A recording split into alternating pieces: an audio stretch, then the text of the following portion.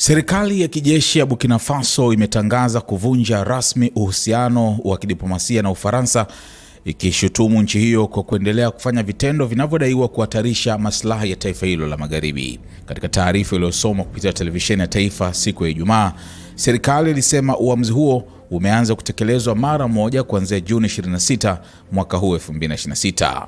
Utawala wa kijeshi unaoongozwa na Captain Ibrahim Traore, ambaye alichukua madaraka kupitia mapinduzi ya Septemba 2022, ulishutumu Paris kwa kuwa na malengo ya ukoloni mamboleo na kudai kuwa imekuwa ikiunga mkono mitandao ya hujuma pamoja na makundi ya kigaidi yanayosababisha machafuko nchini Burkina Faso na ukanda wa Sahel.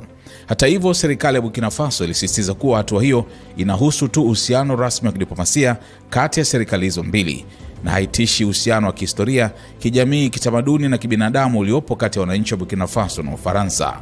Kwa upande wake, Ufaransa imepinga vikali uamuzi huo, ikiuita wa uhasama usio na msingi na kusema unaonesha mwelekeo unaotia wasiwasi wa mamlaka Burkina Faso. Serikali ya Paris imeongeza kuwa inatafakari hatua za kujibu uamuzi huo kwa misingi ya usawa wa kidiplomasia.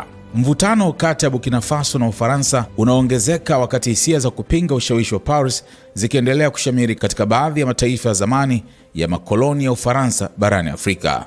Wakati huo huo, ushawishi wa mataifa kama Urusi na China unaendelea kuongezeka katika bara hilo. Kwa zaidi ya mwongo mmoja, Burkina Faso pamoja na majirani zake wameendelea kukumbwa na mashambulizi ya makundi yenye uhusiano na Al-Qaeda na Islamic State, hali iliyochangia mabadiliko makubwa ya kisiasa na kidiplomasia katika eneo la Sahel.